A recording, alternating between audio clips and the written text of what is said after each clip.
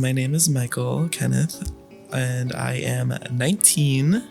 I am a photography major, and I define myself as gender nonconforming. I don't really have a specific Y2K or whatever. I kind of just dress for myself. I wear a lot of corsets and layering. I'm very much just maximalist all the way. That's basically the best way I can describe my style. I thrift a lot. That's probably a main source of my clothes. I like to upcycle my thrifted clothes. As somebody who's a bigger size, it's often hard to find stuff that kind of fits me perfectly, so I definitely have to adjust and make do with what I can find. And then I online shop a lot, not gonna lie.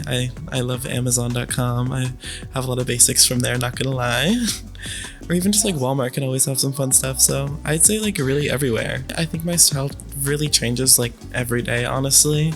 It really is honestly how I feel. Sometimes I want to dress super masculine, sometimes I want to dress super feminine, but I would say overall the message I try to display is just being authentically myself. When I was in private school for a while until third grade, and then I moved to public school for fourth grade. So it was really when I hit public school and didn't have to wear a uniform, I kind of just immediately went into, I was wearing paperboy hats in fifth grade and getting yelled at for wearing a hat in school. But I would say honestly it's just been something I've always done, and there were times where I tried to fit in a little bit, and then there was other times where I didn't. So I often kind of just do my style and everything for myself. I don't really I've learned to not let my other people kind of affect how I express myself in a sense. So if there's anything that I'd kind of want people to get off of me energy wise, I'd honestly just think that I feel style doesn't define me.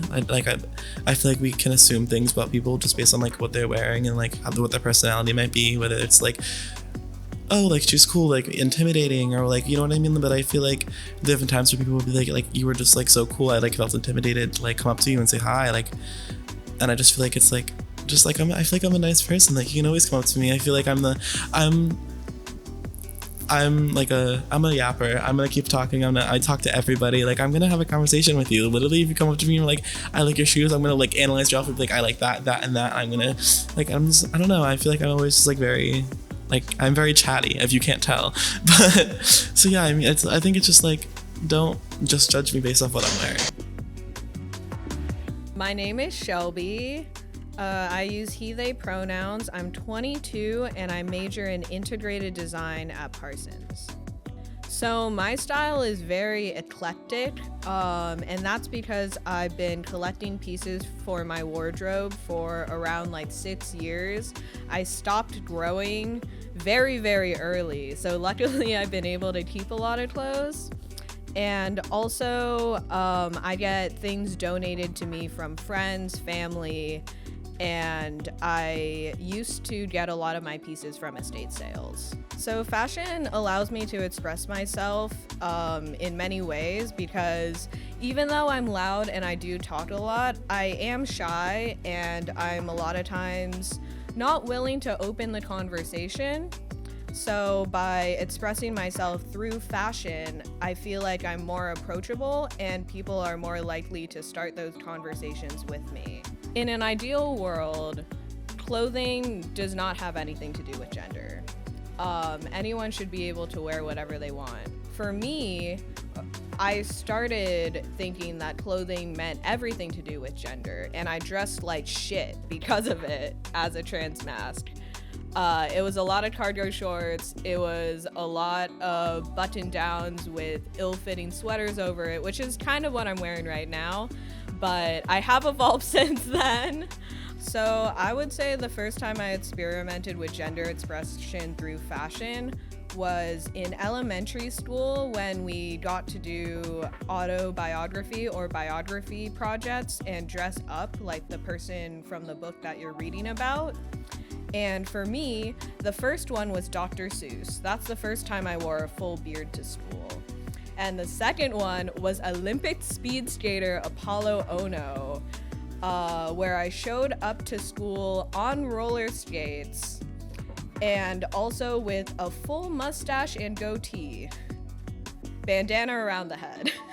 I draw a lot of my fashion inspiration from either fantasy worlds or the video games I'm playing, the shows I'm watching, because those worlds aren't real. And when you dress like a character from a world that's not real, it helps you escape from a lot of the expectations people have for you on Earth.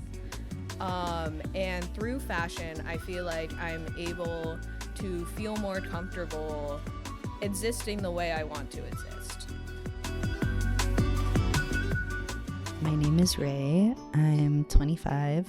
I am a photo major, and I'm non-binary transmasc. I feel like my style is like raver, like eclectic. I like to wear like a lot of platform shoes and a lot of accessories. I have a lot of piercings. I don't know if I like narrow it down to anything really. I just like to be extra and look kind of tough and cute at the same time. Pretty much all of my clothes are thrifted, except for like unless there's like a very specific brand of something that I want, like shoes, then I'll like buy them online. But like pretty much everything that I have is thrifted because I don't know, I think it's more fun to like go and like you find special things when you're at the thrift store. I feel like my gender identity is like more masculine than I present sometimes. I think that like for me dressing up, like I really enjoy things that are like more traditionally feminine, but I don't feel like a girl when I'm wearing them. But it fluctuates because like I go through periods where I'm like dressing really femme and then like being treated as a cis girl, and that makes me feel dysphoric, so then I'll be like, I gotta be more boy. Like that's why I'm on HRTs, because I want to have like a more like physically masculine appearance but still be able to like dabble in things that are like considered feminine and not be read as a girl.